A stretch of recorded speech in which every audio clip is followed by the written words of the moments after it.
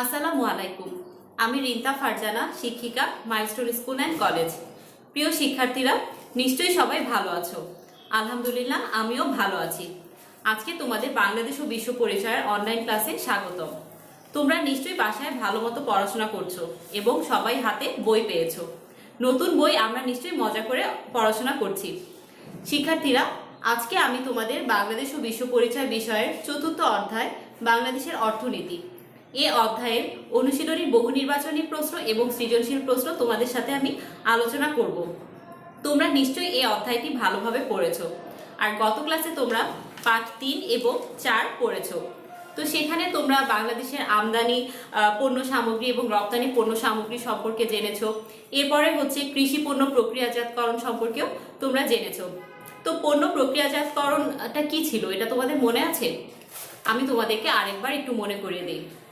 জ্ঞান প্রযুক্তি ব্যবহারের মাধ্যমে যে কোনো পণ্যকে অন্য পণ্যের রূপান্তর এবং সংরক্ষণের ব্যবস্থাই ছিল হচ্ছে প্রক্রিয়াজাতকরণ। আর যেসব প্রতিষ্ঠান এই কাজগুলো করে থাকে সেই প্রতিষ্ঠানগুলোকে প্রক্রিয়াজাতকরণ শিল্প বলা হয়। তো আমাদের দেশের মানুষরা পূর্বে হচ্ছে সনাতন পদ্ধতিতে প্রক্রিয়াজাতকরণ করত, বিভিন্ন দ্রব্য প্রক্রিয়াজাতকরণ করত। এরপরে তোমাদের বইয়ে হচ্ছে প্রক্রিয়াজাতকরণ, সনাতন পদ্ধতি প্রক্রিয়াজাতকরণের সমস্যা ছিল, এগুলো তোমরা নিশ্চয়ই ভালোভাবে পড়েছো। এছাড়াও এই অধ্যায়ে তোমাদের প্রথম দিকে হচ্ছে অর্থনৈতিক কার্যক্রম কি, তারপর কয় ভাগে ভাগ করা যায়, এই জিনিসগুলো তোমরা পড়েছো। তো অর্থনৈতিক কার্যক্রমটা হচ্ছে অর্থ সেবা বা মূল্য রয়েছে এমন যে কোনো কাজকে অর্থনৈতিক কার্যক্রম বলা হয়। আর এই কাজটা দুই ধরনের ছিল, একটা হচ্ছে অনানুষ্ঠানিক আর একটা হচ্ছে আনুষ্ঠানিক। এছাড়াও তোমাদের হচ্ছে বাংলাদেশের শিল্প সম্পর্কে তোমরা এই অধ্যায়ে পড়েছো। সেখানে আমরা একটা তথ্য পড়েছিলাম যে হচ্ছে পৃথিবীর সর্ববৃহৎ পাটকল আদমজী জুট মিলস, এটা কোথায় অবস্থিত বলো তো? ঠিক বলেছো, এটা নারায়ণগঞ্জে অবস্থিত। তো পৃথিবীর সর্ববৃহৎ পাটকল হচ্ছে আদমজী জুট মিলস, যেটা হচ্ছে নারায়ণগঞ্জে অবস্থিত। এরপরে আমরা পড়েছিলাম যে বাংলাদেশের শিল্পগুলোকে হচ্ছে 4টি ভাগে ভাগ করা যায়। আর এই যে ভাগটা করা হয়েছে এটা কিন্তু মূলধনের পরিমাণ, তারপর হচ্ছে শ্রমিকের সংখ্যা, সবকিছুর উপর ভিত্তি করেই করা হয়েছে। তো দেখো, আমরা যে শিল্পকে 4 ভাগে ভাগ করেছি সেগুলো কি কি ছিল। এই যে শিল্প প্রতিষ্ঠানকে 4টি ভাগে ভাগ করা যায়, যেমন হচ্ছে বৃহৎ শিল্প, মাঝারি শিল্প, ক্ষুদ্র শিল্প আর কুটির শিল্প, 4টা শিল্প। তো এই 4টা শিল্প সম্পর্কে তোমরা নিশ্চয়ই ভালোভাবে মনে রেখেছো। এখন দেখো, বৃহৎ শিল্পটা কি। বৃহৎ নাম, এই নামটা শুনেই কিন্তু আমরা বুঝতে পারছি যে হচ্ছে এটা অনেক বড় একটা নাম। বৃহৎ বলতেই কিন্তু আমরা বড় বুঝি। তো বৃহৎ শিল্প বলতে আমরা কিন্তু বড় বড় প্রতিষ্ঠানগুলোকেই বুঝে থাকি। যেমন দেখো, এখানে আমি লিখেছি পাট, বস্ত্র, চিনি, সিমেন্ট, সার, রেল, ইঞ্জিনিয়ারিং প্রভৃতি বৃহৎ শিল্পের উদাহরণ। দেখো, এগুলো কিন্তু সবগুলোই হচ্ছে বৃহৎ শিল্প প্রতিষ্ঠান। আর এসব প্রতিষ্ঠানে প্রচুর মূলধন, দক্ষ শ্রমিক, কারিগর প্রয়োজন হয়। এরপরে দেখো, বৃহৎ শিল্পের পরে ছিল মাঝারি শিল্প। এখন মাঝারি শিল্প কোনটা? মাঝারি শিল্প হচ্ছে যেসব শিল্প প্রতিষ্ঠানে 1.5 কোটি টাকার অধিক মূলধন খাটে, সেই শিল্পগুলোকে হচ্ছে মাঝারি শিল্প বলা হয়। আর উদাহরণ হিসাবে আমরা দেখি যে হালকা ইঞ্জিনিয়ারিং, তারপর সিল্ক, সিরামিক, কোল্ড স্টোরেজ বা হিমাগার প্রভৃতি। এই কোল্ড স্টোরেজটা কি বলতো? এখন কিন্তু আমাদের দেশে টমেটো সংরক্ষণ করার জন্য কোল্ড স্টোরেজ তৈরি করা হচ্ছে, যাতে ক্রেতাগণ কিন্তু সারা বছর হচ্ছে এই টমেটো কিনতে পারে। তাহলে মাঝারি শিল্প বলতে আমরা বুঝছি যে হচ্ছে যেসব শিল্প প্রতিষ্ঠানে 1.5 কোটি টাকার অধিক মূলধন খাটে। আর ক্ষুদ্র শিল্প, ক্ষুদ্র শিল্প হচ্ছে 1.5 কোটি টাকার কম মূলধন খাটে যে কারখানা, তাকে ক্ষুদ্র শিল্প বলে। দেখো, মাঝারি শিল্প ছিল 1.5 কোটি টাকার অধিক মূলধন, আর ক্ষুদ্র শিল্প হচ্ছে 1.5 কোটি টাকার কম মূলধন খাটে যে কারখানা, তাকে ক্ষুদ্র শিল্প বলে।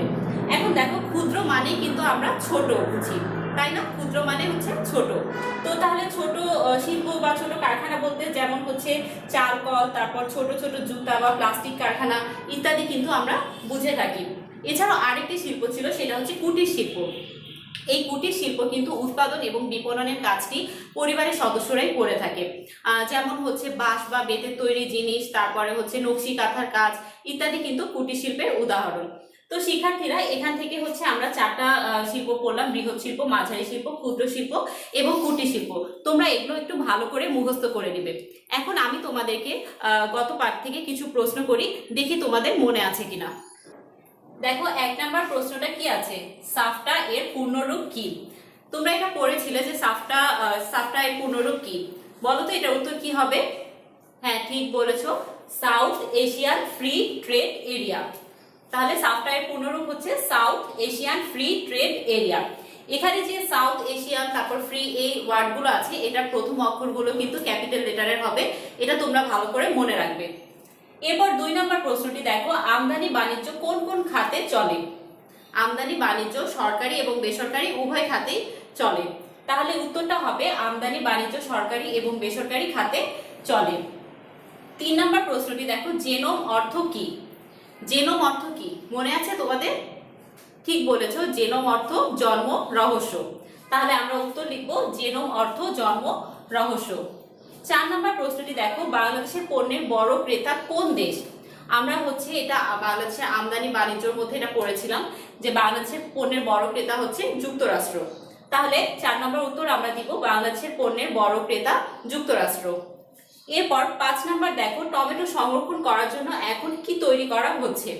তো আমরা এটা হচ্ছে পণ্য প্রক্রিয়াজাতকরণের মধ্যে পড়েছিলাম যে টমেটো সংরক্ষণ করার জন্য কিন্তু এখন কোল্ড স্টোরেজ তৈরি করা হচ্ছে, যাতে ক্রেতাগণ সারা বছর টমেটো কিনতে পারে। তাহলে আমরা 5 নম্বর উত্তর দিব টমেটো সংরক্ষণ করার জন্য কোল্ড স্টোরেজ তৈরি করা হচ্ছে। তো শিক্ষার্থীরা, তোমরা নিশ্চয়ই 5টি প্রশ্নের উত্তর খুব ভালোভাবে দিয়েছো। এছাড়াও এগুলো ছাড়াও কিন্তু তোমাদের আরো এরকম সংক্ষিপ্ত কিছু প্রশ্ন আসতে পারে। তোমরা সবগুলো যদি ভালোভাবে পড়ো তাহলে উত্তরগুলো দিতে পারবে। শিক্ষার্থীরা, আমাদের আজকের পাঠ হচ্ছে অনুশীলনীর বহু নির্বাচনী প্রশ্ন ও সৃজনশীল প্রশ্ন। আর শিখন ফল, শিক্ষার্থীরা অনুশীলনীর বহু নির্বাচনী প্রশ্নের উত্তর লিখতে পারবে। আজকের পাঠ থেকে শিক্ষার্থীরা অনুশীলনীর সৃজনশীল প্রশ্নের উত্তর বর্ণনা করতে পারবে। দেখো, এখানে অনুশীলনীর বহু নির্বাচনী প্রশ্নগুলো আমি লিখেছি, তোমরা তোমাদের সামনে নিশ্চয়ই বই নিয়ে রেখেছো। দেখো, 1 নম্বর প্রশ্নটি কি আছে? কোন দেশটি পোশাক সহ বাংলাদেশে উৎপাদিত পণ্য সামগ্রীর সবচেয়ে বড় ক্রেতা? এটা আমরা হচ্ছে পড়েছিলাম যে কোন দেশটা সবচেয়ে বড় ক্রেতা ছিল। দেখো, এখানে ক ফ্রান্স, খ জার্মানি, গ যুক্তরাষ্ট্র, ঘ যুক্তরাজ্য। তাহলে উত্তর কোনটা হবে বলো তো? উত্তর হবে যুক্তরাষ্ট্র। আমরা পড়েছিলাম যে যুক্তরাষ্ট্র বাংলাদেশে উৎপাদিত পণ্য সামগ্রীর সবচেয়ে বড় ক্রেতা। তাহলে উত্তর হবে গ যুক্তরাষ্ট্র। এরপরে 2 নম্বর প্রশ্নটি দেখো, বাংলাদেশ একটি শিল্প সম্ভাবনাময় দেশ কারণ এখানে 3টা অপশন দেওয়া আছে। কম মজুরিতে শ্রমিক পাওয়া যায়, বিনিয়োগ সহায়ক সরকারি কর্মসূচি রয়েছে, এবং 3 নাম্বারটা আছে উৎপাদিত পণ্যের গুণাগুণ অন্য দেশের চেয়ে ভালো। তো এই 3টা থেকে আমরা দেখি যে কোনটা সঠিক। এখন দেখো যে উত্তরে দেওয়া অপশন দেওয়া আছে ক 1 ও 2, খ 1 ও 3, গ 2 ও 3, ঘ 1, 2 ও 3। তাহলে এখানে কি কি উত্তর আসবে বলো তো? যে বাংলাদেশ একটি শিল্প সম্ভাবনাময় দেশ কারণ এখানে আমরা দেখি যে কম মজুরিতে শ্রমিক পাওয়া যায়, আবার বিনিয়োগ সহায়ক সরকারি কর্মসূচি রয়েছে। তাহলে উত্তর হবে 1 ও 2। এখন এখানে অপশনে কোথায় আছে 1 ও 2? অপশনে ক নাম্বারে আছে। তাহলে উত্তরটা হবে ক 1 ও 2। এবার আমরা 3 নম্বর প্রশ্নটা দেখে নিই। দেখো, 3 নম্বর প্রশ্নটা আছে ফলের রস একটি। এরপরে 4টা অপশন দেওয়া আছে। ক রপ্তানিযোগ্য খাদ্য, খ শিশু খাদ্য, গ দুধ জাতীয় খাদ্য, আর ঘ নাম্বারে আছে প্রক্রিয়াজাতকরণ খাদ্য। তো ফলের রস একটা কি খাদ্য বলো তো? এটা উত্তরটা কি আসবে? আমরা দেখি যে হচ্ছে আমের মৌসুম চলে যাওয়ার পরেও কিন্তু আমরা আমের জুস খেতে পারি, তারপর কমলার জুস আমরা কিন্তু একটু সারা বছরই খেতে পারি। তাহলে এখান থেকে আমরা এটা বলতে পারি যে এটা উত্তর হবে প্রক্রিয়াজাতকরণ খাদ্য। তাহলে উত্তর হবে ঘ প্রক্রিয়াজাতকরণ খাদ্য, অর্থাৎ ফলের রস একটি প্রক্রিয়াজাতকরণ খাদ্য। 4 নম্বর দেখো, প্রক্রিয়াজাতকরণ শিল্পের প্রধান সমস্যা হচ্ছে 1 নম্বরে আছে কৃষি পণ্যের সংরক্ষণের সুযোগ কম, 2 নম্বরে আছে রপ্তানি চাহিদা কম, 3 নম্বরে আছে পুঁজির সমস্যা। এখন এই 3টা থেকে নিচের কোনটা সঠিক? ক 1 ও 2, খ 1 ও 3, গ 2 ও 3, আর ঘ নাম্বারে আছে 1, 2 ও 3। তাহলে এখান থেকে উত্তরটা কি আসতে পারে বলতো? যে প্রক্রিয়াজাতকরণ শিল্পের প্রধান সমস্যা। আমরা প্রক্রিয়াজাতকরণ শিল্পের কয়েকটা সমস্যার কথা পড়েছিলাম, তার মধ্যে এখানে 2টা সমস্যার কথা লেখা আছে। একটা হচ্ছে কৃষি পণ্যের সংরক্ষণের সুযোগ কম এবং আরেকটা হচ্ছে পুঁজির সমস্যা। তাহলে উত্তর হবে 1 ও 3। এখন 1 ও 3 কোন জায়গায় আছে? 1 ও 3 কিন্তু খ নাম্বার আছে। তাহলে উত্তরটা হবে খ 1 ও 3। শিক্ষার্থীরা দেখো, এখানে একটা অনুচ্ছেদ দেওয়া আছে এবং বলা হয়েছে এই অনুচ্ছেদ থেকে 5 এবং 6 নম্বর প্রশ্নের উত্তর দিতে হবে। তো অনুচ্ছেদটি কি এটা দেখি। রাকিব সাহেব একজন শিল্পপতি। তিনি ঢাকার তেজগাঁও এলাকায় 30 লাখ টাকা দিয়ে একটি পোশাক তৈরির কারখানা স্থাপন করেন। তার এই কারখানাটিতে 200 জন শ্রমিক কাজ করে। তিনি এই কারখানার লভ্যাংশ দিয়ে আরো একটি কারখানা স্থাপন করেন। তৈরি পোশাক তিনি ইউরোপ ও আমেরিকার বিভিন্ন দেশে রপ্তানি করেন। তো আমরা হচ্ছে এই উদ্দীপকটা থেকে 5 নাম্বার এবং 6 নাম্বার প্রশ্নের উত্তরটা করব। 5 নাম্বার প্রশ্নটি দেখো কি লেখা আছে। রাকিব সাহেবের স্থাপিত কারখানাটি কোন শিল্পের অন্তর্গত? ক কুটির শিল্প, খ ক্ষুদ্র শিল্প, গ মাঝারি শিল্প, ঘ বৃহৎ শিল্প। এখন দেখো যে আমরা দেখেছিলাম যে রাকিব সাহেব হচ্ছে ঢাকার তেজগাঁও এলাকায় 30 লাখ টাকা দিয়ে একটি পোশাক তৈরির কারখানা স্থাপন করেন। তো আমরা হচ্ছে দেখলাম যে 1.5 কোটি টাকার হচ্ছে কম মূলধন দিয়ে তিনি কারখানাটি স্থাপন করেছে। তো এখানে তাহলে উত্তরটা কি হবে বলো তো? যে আমরা পড়েছিলাম যে 1.5 কোটি টাকার কম মূলধন খাটে যে কারখানায়, সেটা হচ্ছে কি ক্ষুদ্র শিল্প। তাহলে উত্তর হবে ক্ষুদ্র শিল্প। তাহলে রাকিব সাহেবের স্থাপিত কারখানাটি ক্ষুদ্র শিল্পের অন্তর্গত, অর্থাৎ খ নাম্বারটা। এবার দেখো যে 6 নম্বর প্রশ্নটি কি আছে। উক্ত কাজটি বাংলাদেশের জাতীয় অর্থনীতির কোন ক্ষেত্রে সর্বাধিক প্রভাব ফেলেছে?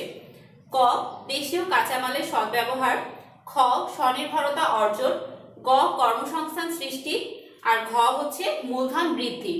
তো দেখো যে ওখানে হচ্ছে পোশাক তৈরির একটা কারখানা হয়েছিল আর হচ্ছে 200 জন শ্রমিক কাজ করছে। তাহলে আমরা দেখলাম যে হচ্ছে 200 জন শ্রমিক যেহেতু কাজ করছে, সেখানে কিন্তু অনেক মানুষের কর্মসংস্থান সৃষ্টি হয়েছে, অর্থাৎ উত্তরটা আসবে হচ্ছে কর্মসংস্থান সৃষ্টি, গ নাম্বার। তাহলে আমরা এটা উত্তর দিব যে উক্ত কাজটি বাংলাদেশের জাতীয় অর্থনীতির কোন ক্ষেত্রে সর্বাধিক প্রভাব ফেলছে? উত্তর হচ্ছে গ নাম্বার, কর্মসংস্থান সৃষ্টি। তো শিক্ষার্থীরা এই গেল তোমাদের অনুশীলনীর হচ্ছে বহু নির্বাচনী প্রশ্ন। এবার আমি তোমাদের অনুশীলনীর যে সৃজনশীল প্রশ্নগুলো আছে সেগুলো আমি তোমাদের সাথে আলোচনা করব। দেখো সৃজনশীল প্রশ্ন 1 নাম্বার। তমিজউদ্দিন তার 3 ছেলেকে সাথে নিয়ে তার জমিতে ধান, গম, সরিষা, ভুট্টা সহ নানা ধরনের ফসল চাষ করে। তার স্ত্রী ও পুত্রবধূরাও ফসল তোলার কাজে সহায়তা করে। অবসর সময়ে সে বাড়ির সামনে একটি মুদি দোকান চালায়, কিন্তু এসব কাজের জন্য কেউ তাকে কোনো বেতন দেয় না। তাতে সে মনে কষ্ট না পেয়ে বরং গর্ববোধ করে। তো এটা তোমাদের উদ্দীপকটা এবং এখান থেকে তোমাদেরকে 4টা প্রশ্নের উত্তর দিতে হবে। প্রথম প্রশ্নটা হচ্ছে তোমাদের জ্ঞানমূলক প্রশ্ন। এই প্রশ্নের মার্ক হচ্ছে 1, অর্থাৎ তোমাদেরকে এটা 1 লাইনে উত্তরটা দিতে হবে। এখন দেখো ক নম্বর প্রশ্নটা কি আছে। ক নম্বর প্রশ্ন হচ্ছে সাফটা এর পুরো নাম কি? তো শিক্ষার্থীরা তোমরা পার্ট 3-এ এটা পড়েছিলে যে সাফটা এর পুরো নাম কি। তাহলে আমরা উত্তরটা এভাবে দিব যে সাফটা এর পুরো নাম South Asian free trade area, আর এটার বাংলা হচ্ছে দক্ষিণ এশীয় মুক্ত বাণিজ্য এলাকা। তো এভাবে করে তোমরা উত্তরটা লিখে দিবে। এরপরে খ নাম্বার যে প্রশ্নটা আছে সেটা হলো মাঝারি শিল্প বলতে কি বোঝায় ব্যাখ্যা করো। এই প্রশ্নের মার্ক হচ্ছে 2, অর্থাৎ তোমাদেরকে 2টা প্যারায় এই উত্তরটা দিতে হবে, আর এটা তোমাদের অনুধাবনমূলক প্রশ্ন। তাহলে আমরা বাংলাদেশের শিল্প 4টা পড়েছিলাম, সেগুলো কি কি বলো তো? বৃহৎ শিল্প, ক্ষুদ্র শিল্প, মাঝারি শিল্প এবং কুটির শিল্প। তো তার মধ্যে এখান থেকে প্রশ্ন আসছে যে মাঝারি শিল্প বলতে কি বোঝায় ব্যাখ্যা করো। এখন মাঝারি শিল্প কি এটা কি তোমাদের মনে আছে? আচ্ছা, আমি তোমাদেরকে উত্তরটা বলে দিচ্ছি। উত্তরটা তোমরা এভাবে লিখবে। প্রথমে লিখবে যে যেসব শিল্প প্রতিষ্ঠানে 1.5 কোটি টাকার অধিক মূলধন খাটে সেগুলোকে সাধারণত মাঝারি শিল্প বলে গণ্য করা হয়। এরপরে তোমরা পরের প্যারায় উদাহরণ দিবে, যেমন হালকা engineering, silk, ceramic, cold storage বা হিমাগার প্রভৃতি। আর দেশের চাহিদা পূরণ ও অনেক লোকের কর্মসংস্থানের মাধ্যমে এই শিল্প কিন্তু জাতীয় অর্থনীতিতে গুরুত্বপূর্ণ ভূমিকা পালন করে। তো এভাবে করে তোমরা উত্তরটা দিবে, আর এটা তোমরা পার্ট 2-এ পড়েছিলে। এবারে গ নাম্বার প্রশ্নটি দেখি। তমিজউদ্দিনের পরিবারের সদস্যদের কাজ কোন ধরনের অর্থনৈতিক কাজের আওতাভুক্ত তা ব্যাখ্যা করো। তো এখানে আমরা উদ্দীপকটাতে দেখলাম যে তমিজউদ্দিন তার 3 ছেলেকে নিয়ে তার জমিতে ধান, গম, সরিষা, ভুট্টা সহ নানা ধরনের ফসল চাষ করে। আবার তার পুত্রবধূরাও ফসল তোলার কাজে তাকে সহায়তা করে। আর অবসর সময়ে সে বাড়ির সামনে একটি মুদি দোকান চালায়। এসব কাজের জন্য তাকে কিন্তু কেউ তাকে কোনো বেতন দেয় না। তো শিক্ষার্থীরা আমরা পাঠ 1-এ পড়েছিলাম যে অর্থনৈতিক কার্যক্রমকে দুই ভাগে ভাগ করা যায়, একটা অনানুষ্ঠানিক এবং আরেকটা আনুষ্ঠানিক। তো এখানে আমরা উদ্দীপকে একটু দেখি যে এটা কোন ধরনের কার্যক্রম। আমরা পাঠ 1-এ পড়েছিলাম যে যেসব কাজের জন্য পূর্ব মজুরি নির্ধারিত নয়, তারপর করের আওতায় আনাও কঠিন, এবং যেসব কাজ অর্থনৈতিক কার্যক্রম সরকার কর্তৃক নিয়ন্ত্রিত নয় তাদেরকে অনানুষ্ঠানিক কার্যক্রম বলে। যেমন নিজের দোকান, তারপর জমি বা ব্যবসা প্রতিষ্ঠানে কাজ, গৃহস্থালী কর্ম ইত্যাদি। তো এখানে আমরা দেখছি যে তমিজুদ্দিন তার নিজের জমিতেই কাজ করে, তাহলে এটা কি? এটা অনানুষ্ঠানিক কার্যক্রমের আওতাভুক্ত। তো তোমরা এখানে উত্তরটা প্রথমে লিখবে যে তমিজুদ্দিনের পরিবারের সদস্যদের কাজ অনানুষ্ঠানিক অর্থনৈতিক কার্যাবলীর আওতাভুক্ত। এরপরে তোমরা পরের প্যারায় লিখবে যে সাধারণত যেসব অর্থনৈতিক কাজের জন্য মজুরি নির্ধারিত নেই, তারপর করের আওতায় আনা কঠিন এবং যা সরকার কর্তৃক নিয়ন্ত্রিত হয় না তাকে অনানুষ্ঠানিক অর্থনৈতিক কাজ বলে। আর এরপর তোমরা উদাহরণ হিসাবে লিখবে যে যেমন নিজের জমি, দোকান বা ব্যবসা প্রতিষ্ঠানে কাজ করা, গৃহস্থালী কর্ম, হকারি, দিনমজুরি ইত্যাদি। অতীত কাল থেকে চলে আসছে বলে অনেকে এসব কাজকে অর্থনীতির প্রথাগত খাত বলে থাকেন। তো এইটুকু লেখার পরে তোমরা সব শেষে একটু লিখবে যে উদ্দীপকে তমিজুদ্দিন তার 3 ছেলেকে সাথে নিয়ে নানা ধরনের ফসল চাষ করে, আবার তার স্ত্রী ও পুত্রবধূরাও ফসল তোলার কাজে সহায়তা করে। তো এই প্রেক্ষিতে বলা যায় যে তমিজুদ্দিন তার পরিবারের সদস্যদের কাজ অনানুষ্ঠানিক অর্থনৈতিক কাজের আওতাভুক্ত। এর কারণ তাদেরকে এই কাজের জন্য কোনো নির্ধারিত মজুরি দেয়া হয় না বা করের আওতায় আনা কঠিন এবং সরকার কর্তৃকও নিয়ন্ত্রিত নয়। তো তোমরা এই তথ্যগুলো 3টা প্যারায় লিখে দিবে। এরপরে দেখো ঘ নাম্বার প্রশ্নটি কি আছে। ঘ নাম্বার প্রশ্নটা তমিজুদ্দিনের মতো মানুষের কাজ জাতীয় অর্থনীতিতে গুরুত্বপূর্ণ অবদান রাখছে, মূল্যায়ন করো। তো আমরা ঘ নাম্বার যে উত্তরটা লিখব এটা আমরা 4টা প্যারায় লিখব, আর ঘ নাম্বার প্রশ্নের মার্ক 4। তাহলে তোমাদেরকে 4টা প্যারায় এটা লিখতে হবে। তা আমি এবার তোমাদেরকে বলে দিচ্ছি তোমরা উত্তরটা কিভাবে করে লিখবে। তো শিক্ষার্থীরা আমরা উদ্দীপক থেকেই দেখেছি যে তমিজুদ্দিনের কাজটি অনানুষ্ঠানিক অর্থনৈতিক কাজের অন্তর্ভুক্ত। তাহলে আমরা এখানে উত্তরটা প্রথমের লাইনটি লিখব যে তমিজুদ্দিনের মতো মানুষের কাজ তথা অনানুষ্ঠানিক অর্থনৈতিক কার্যাবলী জাতীয় অর্থনীতিতে গুরুত্বপূর্ণ অবদান রাখছে। এ বক্তব্যটি যথার্থ। তো এই লাইনটি লেখার পরে এরপরে আমরা যে পরের প্যারাটিতে লিখব। তোমরা পাঠ 1-এ গ্রামাঞ্চলের অনানুষ্ঠানিক অর্থনৈতিক কাজ পড়েছিলে, সেখান থেকে আমরা কিছু তথ্য এখানে লিখব। তো আমরা এই দ্বিতীয় প্যারাটিতে লিখব যে বিশ্বের অন্য যে কোনো উন্নয়নশীল দেশের মতো বাংলাদেশের অর্থনীতিতেও অনানুষ্ঠানিক খাত অন্যতম গুরুত্বপূর্ণ ভূমিকা পালন করছে। আর গ্রামের একজন কৃষক ও তার পরিবারের সদস্যরা সকাল থেকে সন্ধ্যা পর্যন্ত জমিতে কাজ করে থাকেন। তাদের এই অক্লান্ত পরিশ্রমের ফলে দেশ এখনও কিন্তু খাদ্যে স্বয়ংসম্পূর্ণ। আর এই কাজের জন্য তারা কোনো মজুরি পান না বা নেন না। এরপরে আমরা লিখব যে এমনইভাবে দেখি যে কামার কুমোরের কাজসহ বিভিন্ন কুটির শিল্প, দোকান ও অন্যান্য ছোটোখাটো ব্যবসাও অনানুষ্ঠানিক অর্থনৈতিক কাজ হিসাবে জাতীয় অর্থনীতিতে গুরুত্বপূর্ণ ভূমিকা রাখছে। তো এই প্যারাটা এইটুকু লেখার পরে তারপরে 3 নম্বর প্যারায় আমরা লিখব যে উদ্দীপকে আমরা কি দেখেছিলাম। উদ্দীপকে দেখা যায় যে তমিজুদ্দিন তার 3 ছেলেকে সাথে নিয়ে জমিতে নানা ধরনের ফসল চাষ করেন এবং তার স্ত্রী ও পুত্রবধূরাও এই কাজে তাকে সহায়তা করে। আর অবসর সময়ে সে বাড়ির সামনে একটি দোকান চালান। তো সামগ্রিক আলোচনা থেকে আমরা এটাই বলতে পারি যে বর্তমানে কিন্তু অনানুষ্ঠানিক অর্থনৈতিক কার্যাবলী আমাদের অর্থনীতিতে গুরুত্বপূর্ণ ভূমিকা রাখছে। তো শিক্ষার্থীরা তোমরা এই তথ্যগুলো সুন্দর করে লিখবে। এবার সৃজনশীল প্রশ্ন 2 নাম্বারটি দেখি। দেখো, জরিনা বেগম গ্রামের একজন গরিব বিধবা মহিলা। সে একদিন বাজার থেকে বাঁশ ও বেত কিনে নিয়ে আসে। 2 মেয়েকে নিয়ে ডালা, কুলা ও ফুলদানি তৈরি করে। তার ছেলে তামজিদ এগুলো বাজারে বিক্রি করে। এতে তাদের যে লাভ হয় তা দিয়ে সংসার চলে। দিনে দিনে তাদের তৈরিকৃত দ্রব্যের চাহিদা বাড়তে থাকে। পরবর্তীতে তামজিদ তার বাবার এক বন্ধুর সহযোগিতায় স্থানীয় একটি ব্যাংক থেকে ঋণ নেয়। সে কেক বিস্কুট সহ বিভিন্ন খাদ্যদ্রব্য তৈরির কারখানা স্থাপন করে। তামজিদ তার কারখানায় খাদ্যদ্রব্য প্রক্রিয়াজাত এবং প্যাকেটজাত করে বাজারে বিক্রি করে প্রচুর লাভ করে। তো এই উদ্দীপক থেকে তোমাদেরকে উত্তরগুলি দিতে হবে। ক নম্বর প্রশ্নটি আছে, রপ্তানি প্রক্রিয়াকরণ এলাকা প্রতিষ্ঠার উদ্দেশ্য কি?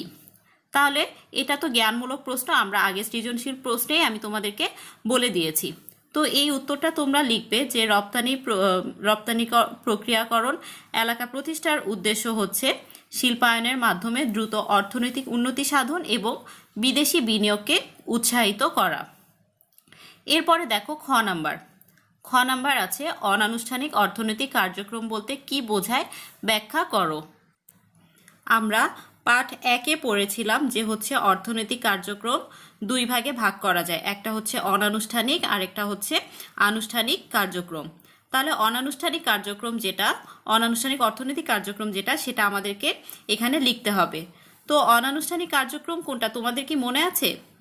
আচ্ছা, আমি বলে দেই, যেসব কাজের জন্য পূর্ব মজুরি নির্ধারিত নয়, করের আওতায় আনাও কঠিন এবং যেসব অর্থনৈতিক কার্যক্রম সরকার কর্তৃক নিয়ন্ত্রিত নয় তাকে হচ্ছে অনানুষ্ঠানিক অর্থনৈতিক কার্যক্রম বলা হয়।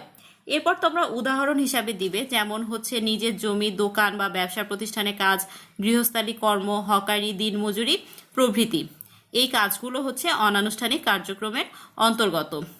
আর অতীতকাল থেকে চলে আসছে বলে অনেকে এসব কাজকে অর্থনীতির প্রথাগত খাত বলে থাকেন।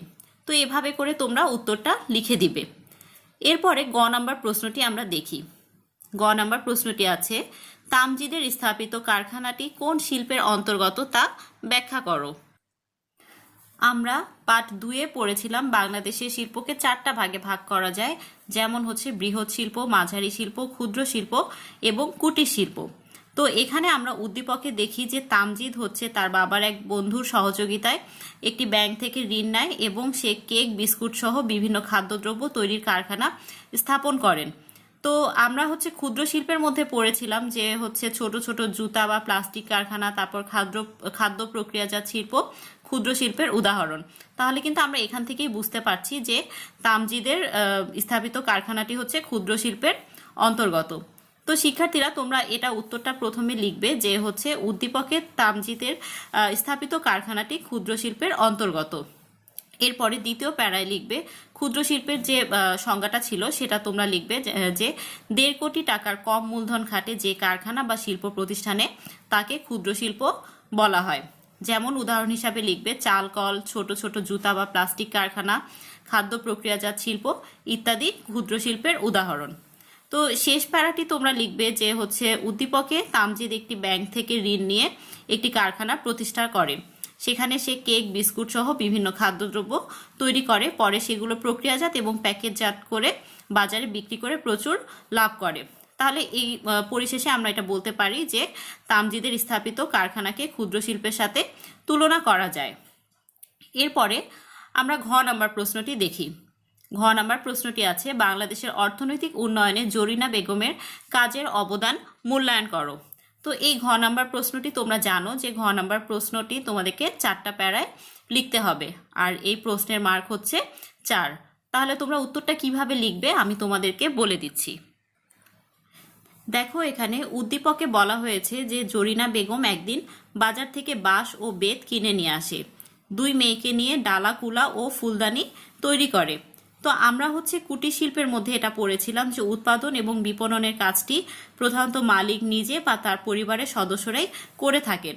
তো এখানে আমরা দেখছি যে জরিনা বেগম তার 2 মেয়েকে নিয়ে এই জিনিসগুলো তৈরি করে। তাহলে এটা কি হবে বলো তো? জরিনা বেগমের এই কাজটি হচ্ছে কুটির শিল্পের অন্তর্গত। তো শিক্ষার্থীরা তোমরা এখানে প্রথম লাইনটা লিখবে যে বাংলাদেশের অর্থনৈতিক উন্নয়নে উদ্দীপকে জরিনা বেগমের কাজ তথা কুটির শিল্পের অবদান অপরিসীম।